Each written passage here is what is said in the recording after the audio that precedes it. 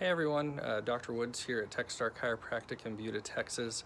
Wanted to give you some helpful tips on proper footwear selection for when you're out running or jogging, enjoying this beautiful springtime weather we've been having here in central Texas. First tip is proper shoe size. When you're getting fitted for a shoe or buying a new shoe, you want at least a whole thumb's width distance between the longest toe on your foot and the end of the shoe.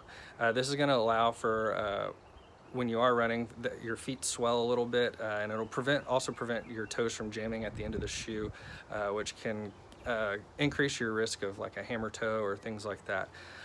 Tip number two is proper toe box width. So the width of the shoe, kind of right there at the ball of the foot, should not be snug. It should fit nice and easily. You should be able to wiggle your toes around, splay them open like that, and that's going to allow you to be able to grip whatever surface you're running on, whether it be a trail or the road, a little bit better. The next thing is proper arch support. The arch of the foot should be supported by the shoe, and it should fit tight like a glove. There should be no high spots in the shoe or any excessive rubbing spots. This is going to really prevent you from blistering on these longer distance runs. We're talking about when you're usually going over about 5+ miles. If there's any rubbing in that area, it can cause a lot of blistering and be really painful. The other thing to look for is the proper heel lock.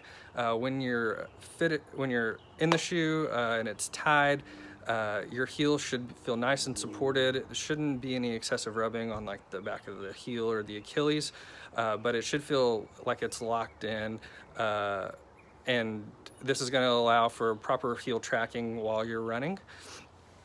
And then the firmness of the shoe, when you're wearing your street shoes or casual shoes, you want something that's a little bit more plush and comfortable. But when you're running, you want something that's a little bit firmer. That's going to allow the shoe to act more like a spring, and you're going to get a little bit more energy return through the shoe and make it a little less difficult to run. And the last tip is the flexibility of the shoe.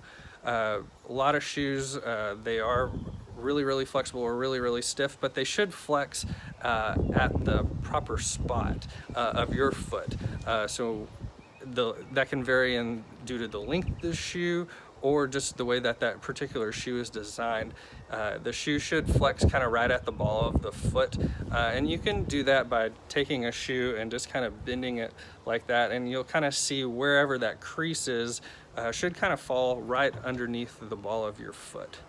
And another big thing for avid runners or people who are just getting into running is proper replacement of their shoes.